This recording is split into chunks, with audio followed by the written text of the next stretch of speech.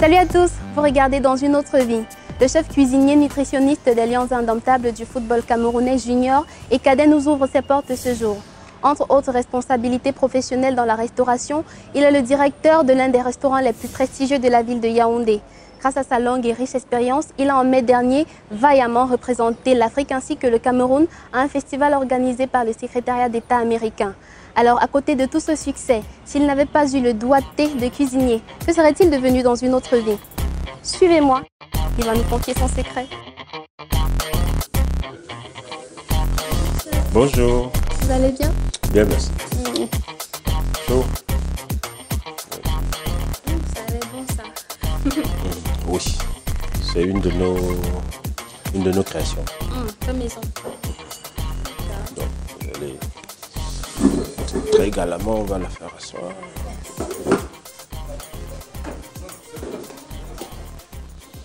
Mon rêve d'enfant, le mien à moi, c'était de devenir ingénieur agronome.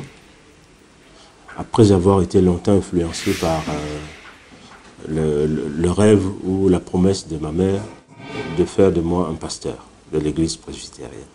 Quand je dois prendre une orientation, je passe par les lycées techniques. Jusque-là, je pensais que je pourrais y faire quelque chose, mais c'est plutôt dans la section économie. Alors que normalement, agronome, a priori, étaient plutôt des gens qui devaient avoir une émanation un peu de D.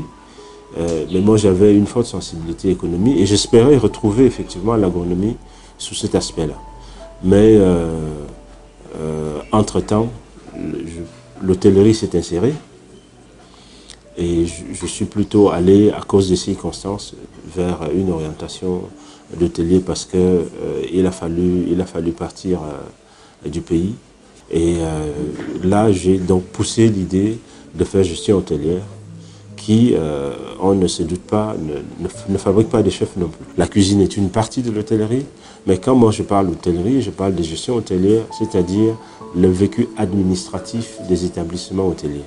Quand je termine, je suis au-dessus de ce que peut être un cuisinier parce que je suis plutôt un manager d'équipe, un manager de cuisinier, de maître d'hôtel.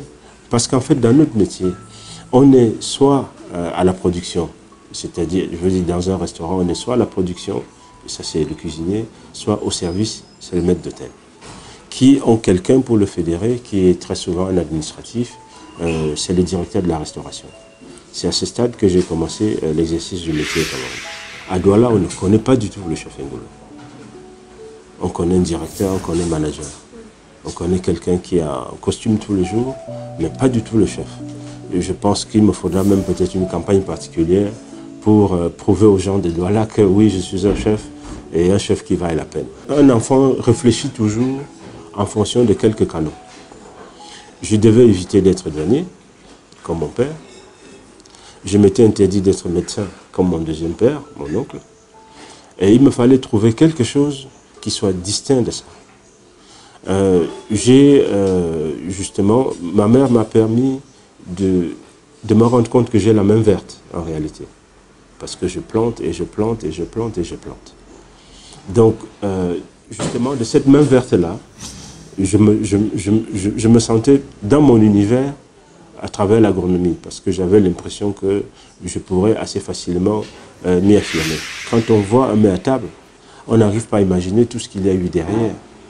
Et de se dire qu'avant le cultivateur, quelqu'un s'est assis, a réfléchi sur la productivité recherchée, a réfléchi sur la forme que l'on veut avoir, a réfléchi sur la couleur que l'on veut avoir, a réfléchi sur, à la limite même, la quantité de pépins que l'on veut avoir.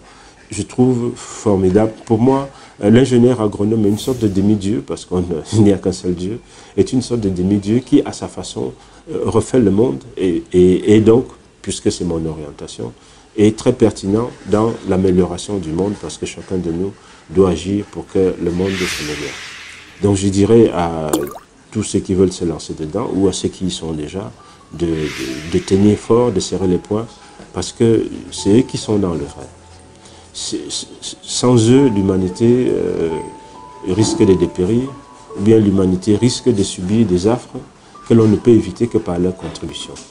Parce que l'agronomie telle qu'elle est perçue aujourd'hui, avec toutes les applications qu'elle peut avoir, pour moi, c'est aujourd'hui, c'est demain. Il avait d'abord réalisé une sculpture qu'il pensait vendre, lui, à 200, 300 000. Quand j'ai vu, il avait apporté ici, c'était une sorte de fauteuil avec des lianes. Mais alors, que tout de la nature. Il m'avait expliqué comment il a fait. Et c'est là où je lui ai dit, non, vraiment 200 000, ce serait te voler. Parce que moi-même, j'aurais acheté.